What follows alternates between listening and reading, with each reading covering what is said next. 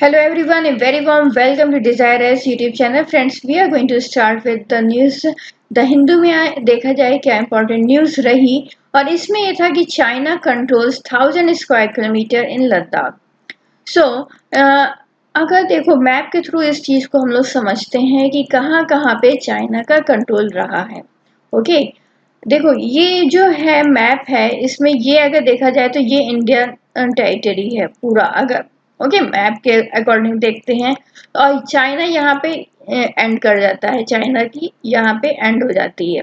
But ये area कौन सा है? ये एरिया स्काई चीन है जो कि चाइना ने ऑक्युपाई कर रखा है. ओके, सो ये लगभग जो है 1000 square kilometre area in Ladakh along the LAC, अब वो कहाँ है? उस चाइना के कंट्रोल में है. ओके, यहाँ गलवान वैली तक जो कि LAC का पॉइंट है, हॉट स्प्रिंग हो गया, गोगरा, ओके, और पेंगोंग सो लेक, ये सब यहाँ पे जो है चाइना ने जो है LAC थोड़ा सा क्रॉस करके इन सब एरियाज पे भी जो है अपना कह लें कि पूरा कंट्रोल बना के रखा है. ओके, देखो यहाँ पे जो है गलवान वैली है, यहाँ पे लगभग जो है इसने 20 स्क्वायर किलोमीटर एरिया ऑक्युपाई कर रखा है.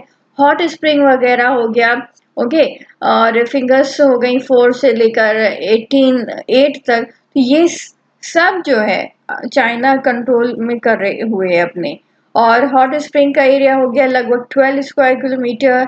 इसके बाद आ गया पेंगोंग सो लेक का एरिया हो गया उसके आसपास का, ये 65 किलोमीटर एरिया का हो गया. ये सब जो है चाइना के कंट्रोल में है. और फिंगर 4 से लेकर फिंगर 8, पहले तो फिंगर्स क्या है ये मैंने आपको पहले भी बताया है, बट फिर भी बताते हैं. जो लेक में जो माउंटेनियस पर्स निकल के आते हैं ऐसे ऐसे ऐसे, तो ये जो है फिंगर 4 से लेकर फिंगर 8 तक डेजिग्नेट है. ओके, तो ये एरिया पूरा जो है चाइना ने अपने कंट्रोल में कर लिया है. ओके, सो इस तरीके की चीज़ें हैं और हम इसके बाद आगे बढ़ते हैं और समझते हैं next topic. GDP falls 23.9% in the first quarter. इसमें ये है कि अभी देखो लॉकडाउन टाइम था, तो लॉकडाउन टाइम में क्या हुआ कि जो है पूरा जो है कह लें कि मार्केट जो है पूरा बंद हो गया. ओके, पहली बात तो मार्केट बंद हो गया. इसके बाद क्या हुआ? इंडस्ट्रीज भी बंद हो गई, तो मैन्युफैक्चरिंग यूनिट भी बंद हो गई. फिर कंस्ट्रक्शन वर्क जो चल रहा था वो भी बंद हो गया. तो ये सब जब बंद हो गया, ओके, ऑफिसेस बंद हो गए, ओके, हर चीज बंद. ओके, इससे इसका हुआ क्या कि GDP जो है अभी देखा गया, कैलकुलेट किया गया तो वो माइनस में चला गया है. 23.9% जो है वो माइनस में चल रहा है. और ऐसा जो है फर्स्ट टाइम हुआ है, ओके, इंडिया के साथ.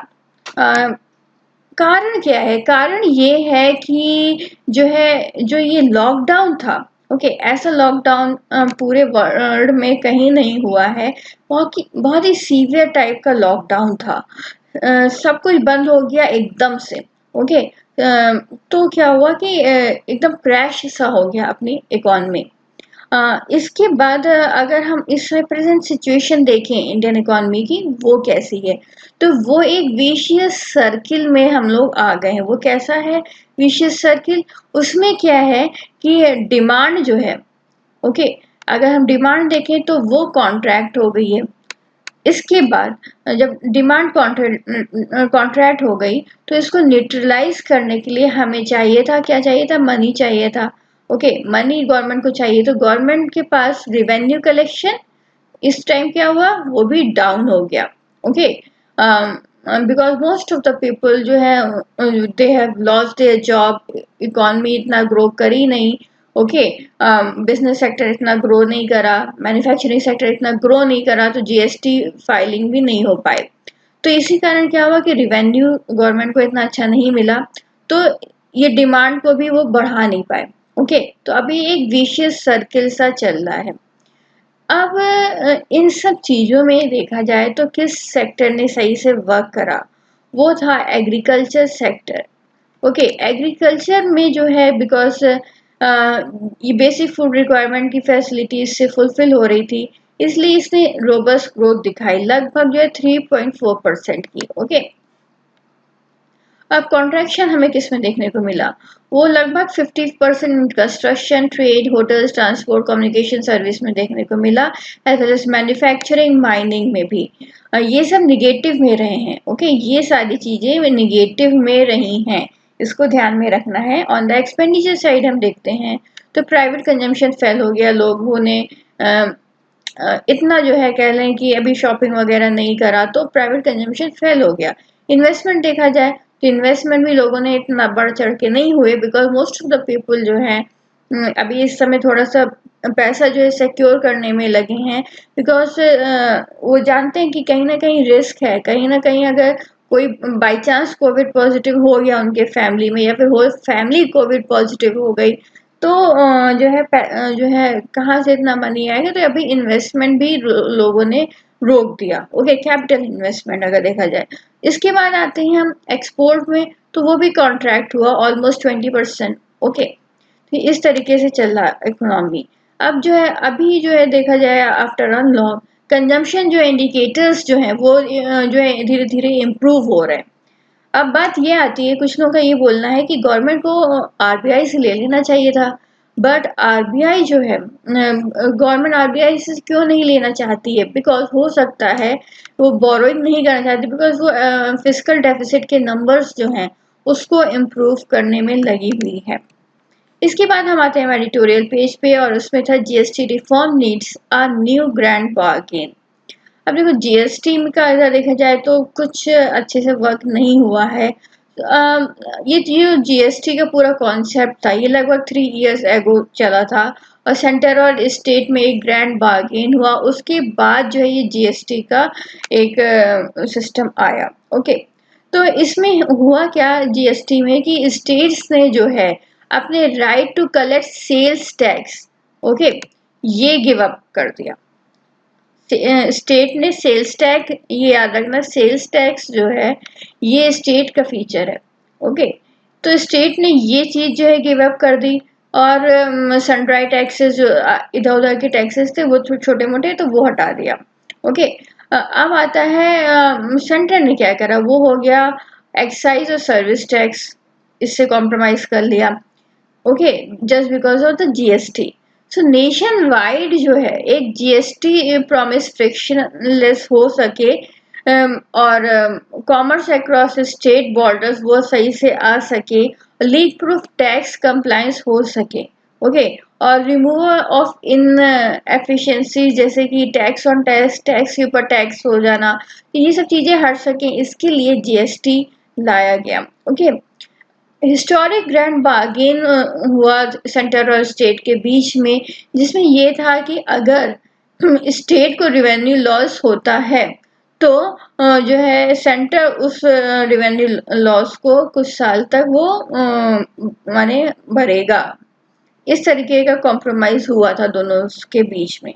Abdication of responsibility, so their consent was secured by promise की जो है लगभग जो है 5 इयर्स तक वो करेंगे।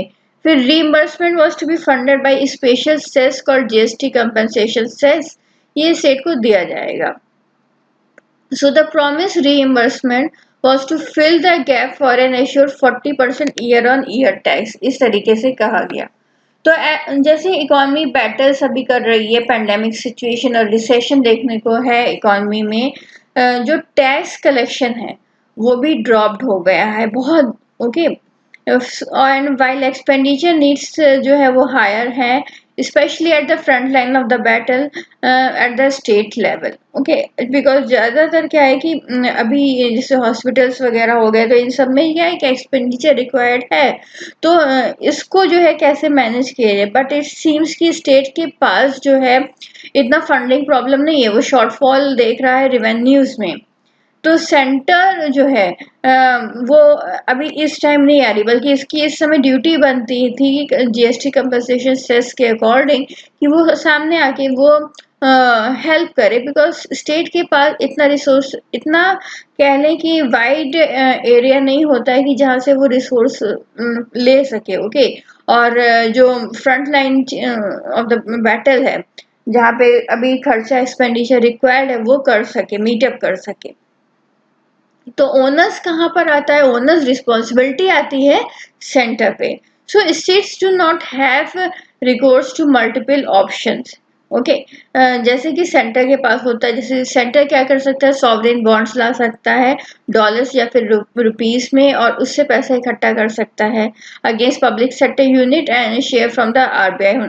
ओह, इस तरीके से लोगों में कॉन्फिडेंस भी रहेगा, और वो जो है डॉलर और रुपीस में जो है लोग ले सकते हैं, और इजीली जो है अपनी रिक्वायरमेंट फुलफिल कर सकता है सेंटर। स्टेट के पास ये अथॉरिटी नहीं है।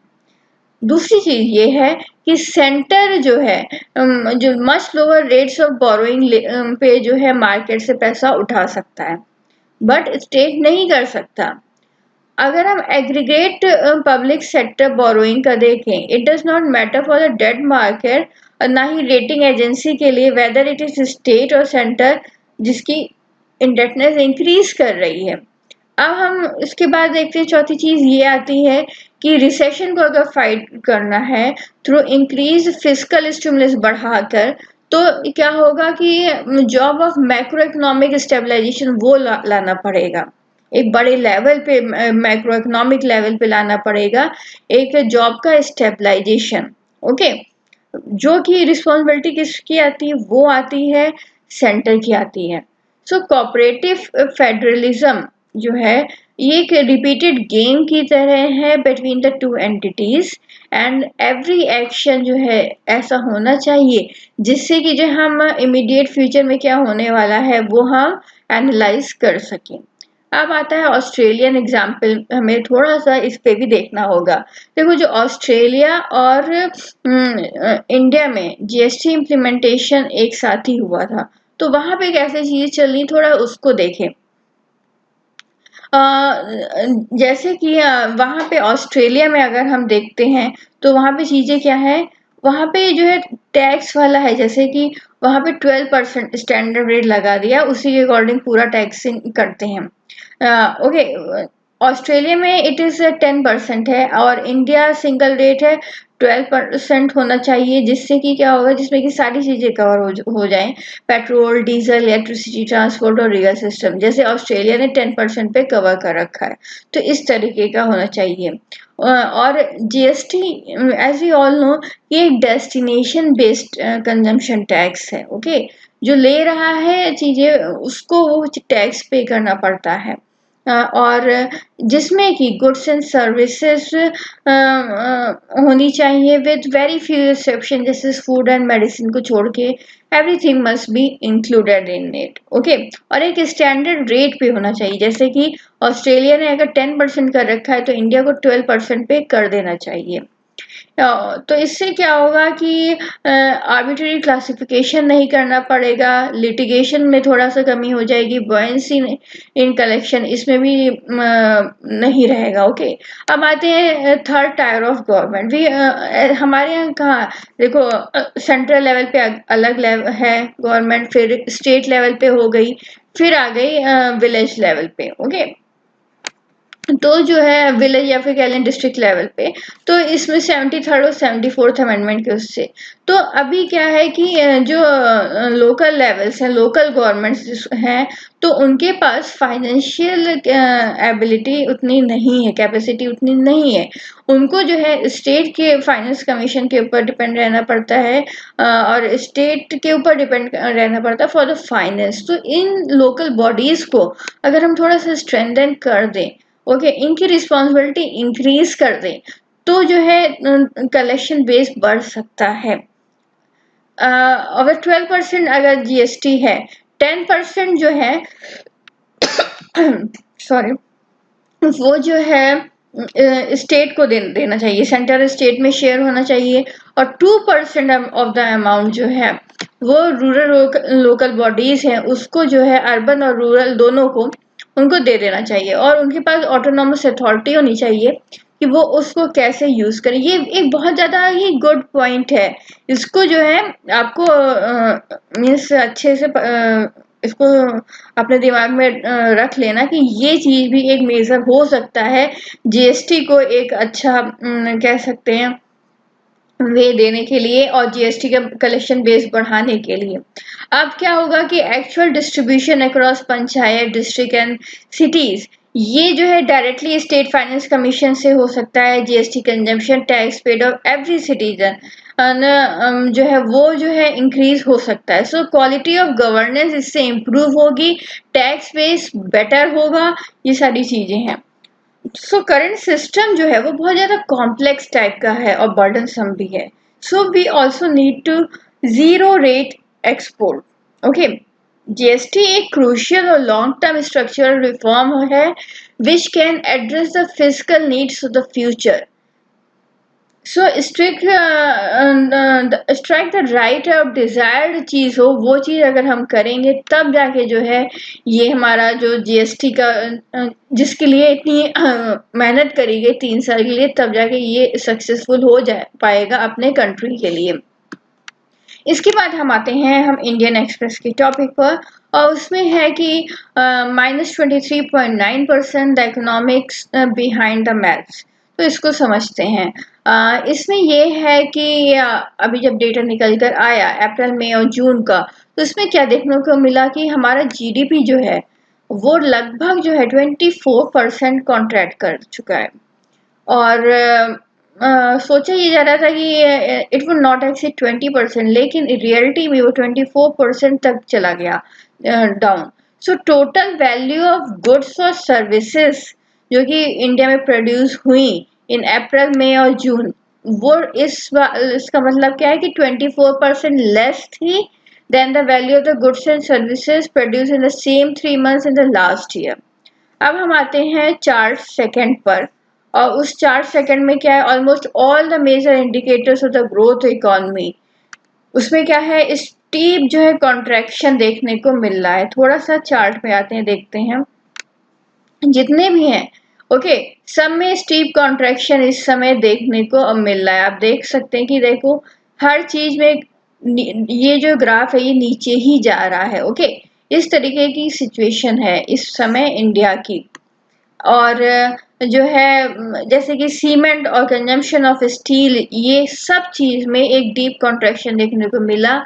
और so what is the biggest implication, इस सब का क्या इम्प्लीकेशन होगा, ये है कि अगर जीडीपी कॉन्ट्रैक्ट होता है तो जो है it is believe that the full year GDP जो है वो वर्सन हो जाएगा। और जो एस्टिमेट वुड बी लगभग contraction 7% of the full financial year. तो चैप्टर 1 पुट दिस पर, देखो आप यहाँ चैप्टर में इसमें देख सकते हो चार्ट में कि लगभग जो -7% तक जो है India GDP story since economic liberalisation अगर हम देखें तो जो है देखो कैसे चीजें चेंज हो रही हैं। ओके, आप देख सकते हैं इस ग्राफ के थ्रू कैसे जो है एकदम जो है अभी इस पेंडेमिक टाइम में -7% तक हमारा जो जीडीपी जो है वो चला गया है, और ऐसा पहली बार हुआ है। ओके, और इसमें देखो क्या है कि सिंस इकोनॉमिक लिबरलाइजेशन 90s में जब हुआ था तो इंडियन इकोनॉमी जो है लगभग जो है clocked an average of 7% GDP growth each year देखने को मिली। और this year it is likely to turn turtle and contract, माने टर्न टर्टल मतलब इस समय वो 7% जैसे कि यहाँ पे देखने को मिली थी, बट इस समय क्या है ये प्लस में थी, बट इस समय जो है ये माइनस में है 7% ग्रोथ। ओके, और अगर हम ग्रॉस वैल्यू एडेड देखें, ओके, तो इसमें क्या है कि data show that bearing agriculture जो है सभी में जो है कहीं ना कहीं जो है वो फॉल देखने को मिल रहा है। वर्स्ट अफेक्टेड कौन सा है, वर्स्ट अफेक्टेड इस समय जो है कंस्ट्रक्शन -50% देख सकते हैं आप। फिर सेकंड पे पोजीशन पे कौन आया, ट्रेड, होटल्स और अदर सर्विसेज, उसके बाद मैन्युफैक्चरिंग और माइनिंग आता है। सो ये सेक्टर्स जो है, ये सेक्टर्स में जहाँ पे जो वर्स्ट अफेक्ट हुए हैं, these are the only sectors which can create maximum jobs in the country, और वही अफेक्ट हो गए हैं। तो आप सोच सकते हैं कि फिर कितना रिपलिंग इफेक्ट हुआ होगा इकोनॉमी पे, लोगों पर। ओके, कितने लोगों ने जॉब चली गई होगी। What causes GDP contraction, So why hasn't the government been able to curb it? देखो, the total demand for goods and services, जिसको कि जीडीपी बोलते हैं, ये जनरेट करता है from the four engines of the growth. The biggest engine अगर देखा जाए तो वो कौन सा है? वो सिर्फ और सिर्फ डिमांड है। अगर डिमांड नहीं होगी तो कैसे क्या होगा? ओके, सो ये डिमांड हो गया first engine of growth. Okay, so ये ग्रोथ के हम अब इंजन को समझेंगे कि कौन कौन से है। पहला तो हो गया डिमांड। ओके, तो ये नहीं, इसको हम लेते हैं, चलो सी ले लेते हैं।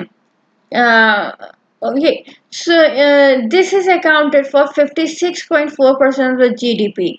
अब सेकंड चीज क्या होती है? Is demand generated by private sector business. ये हो गई प्राइवेट सेक्टर बिजनेस जो है, जो डिमांड क्रिएट करता है, वो हो गया, इसको हम आई ले लेते हैं। थर्ड इंजन क्या हो गया? थर्ड इंजन ये हो गया कि demand for goods and services generated by government. ये इंडिविजुअल डिमांड हो गया। दूसरा कौन सा डिमांड हो गया? एक प्राइवेट सेक्टर करेगा, तीसरा गवर्नमेंट। तो गवर्नमेंट वाले को हमने जी ले लिया। इसके बाद जो लास्ट डिमांड है वो आता है नेट इंपोर्ट, एक्सपोर्ट और इंपोर्ट से। ओके, एक्सपोर्ट और इंपोर्ट से, तो इसको हम लेते हैं एज एनेक्स। तो ये सब चीजें जो हैं, ओके, इसको जो है अगर हम कैलकुलेट करेंगे तो हमारा जो है आएगा रियल सिचुएशन इकोनॉमी का। ओके, इन इंडिया केस जो है it is the smallest engine जो एक्सपोर्ट वाला है, बिकॉज बेसिकली हम लोग क्या करते हैं? इंपोर्ट ज़्यादा करते हैं और एक्सपोर्ट कम करते हैं, तो ये एक नेगेटिव इफेक्ट डालता है जीडीपी पे। सो अगर देखा जाए तो जो है प्राइवेट कंजम्पशन जो है बिगेस्ट इंजन है इन driving the Indian economy, has fallen bye 27%। तो सेकंड बिगेस्ट इंजन क्या हो गया? सेकंड बिगेस्ट इंजन हो गया इन्वेस्टमेंट बाय बिजनेस, ये भी फॉल हो गया। और even harder, so it is half of the, देखो जो हम लोगों ने निकाला था, यहाँ पे निकाला था, तो इसका जब हम कैलकुलेशन करते हैं तो जाके जो है रियल इकोनॉमिक सिचुएशन आती है। सी हो गया प्लस आई हो गया प्लस जी हो गया प्लस एनएक्स हो गया, तो इससे जो है हमारा जो है रियल कंजम्पशन निकलता है, और ये हमेशा निगेटिव में रहता है। तो ये एक जितना भी इन लोगों ने ग्रोथ दिखाया है, ये थोड़ा सा निगेटिव इफेक्ट डालता ही है। ओके, अब हम आते हैं इस पर, ये है कि जो प्राइवेट कंजम्पशन है, यहाँ इस चैप्टर इसे समझो, इस चार्ट से जो इंडिविजुअल कंज्यूमर है वो एक्सपेंडिचर अगर देखा जाए तो उसमें लगभग जो है इतने का डिफरेंस आ रहा है, -27% का चेंज आ रहा है, और प्राइवेट बिजनेस में कितना आ रहा है? वो -47। अभी सब चीज आपको माइनस में ही दिख रही है। एक्सपेंडिचर बाय गवर्नमेंट वो 16 है, वो पॉजिटिव में है, और नेट डिमांड फॉर एक्सपोर्ट और इम्पोर्ट, जो कि इस बार इम्पोर्ट कम हुआ है, तो वो थोड़ा सा बैलेंस फॉर्म में आया है। तो इस तरीके से पूरा है। ओके, एंड इसके बाद जो है, सो प्राइवेट कंजम्पशन जो है बिगेस्ट इंजन होता है ड्राइविंग द इकोनॉमी, वो फॉल हुआ। सेकंड था कि इन्वेस्टमेंट, तो वो भी जो है अच्छा नहीं चला। And so two big engines जो है ये दोनों हैं, which accounted for 88% of the जो जीडीपी है, इसमें मैसिव कॉन्ट्रैक्शन देखने को मिला। अगर नेट एक्सपोर्ट और डिमांड को हम देखते हैं, एक्सपोर्ट और इम्पोर्ट को, तो ये पॉजिटिव रही, बिकॉज इधर जो है इतना इम्पोर्ट हुआ ही नहीं, बिकॉज इतना डिमांड ही नहीं था चीज़ों का, तो बस ये चीज़ हमें पॉजिटिव देखने को मिली। और गवर्नमेंट एक्सपेंडिचर लगभग जो है 16% रहा, but this was nowhere near enough कि जो है हम जो है डिमांड को पुल अप कर सके। Net result is that, paper में अगर देखा जाए तो जीडीपी जो है 11 to 18% गॉन अप, लेकिन अगर रियल सिचुएशन में देखा जाए तो ये डिक्लाइन हुआ है 24%, बिकॉज सब चीज़ क्रैश डाउन हो गया।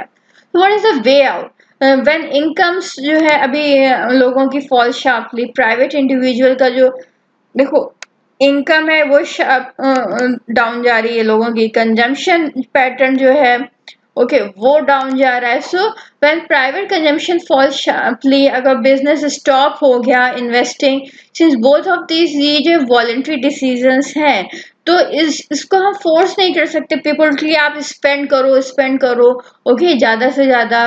और ना ही हम बिजनेस पर ही इतना गवर्नमेंट वो प्रभाव डाल सकती है कि वो ज़्यादा से ज़्यादा जो है इन्वेस्टमेंट बढ़ाए. सेम लॉजिक जो है एक्सपोर्ट और इंपोर्ट पर भी आता है. सो अंडर दीज सर्कमस्टांसेस एक ही वन इंजन है that can boost GDP, and that is government ही कर सकती है. सो ओनली व्हेन अगर गवर्नमेंट ये कॉन्फिडेंस दिखाए, जैसे कि बिल्डिंग रोड्स कर दे या ब्रिजेस कर दे या फिर पेइंग सैलरी कर दे, जिसमें कि लोगों के पास डायरेक्ट मनी जा सके, तभी जाके एक इकॉनमी जो है वो रिवाइव कर सकेगी. And if the government does not spend adequately enough, तो क्या होगा कि एक बहुत मुश्किल हो जाएगा इकॉनमी को रिकवर करने में. Okay, so these were the things, and thank you for watching.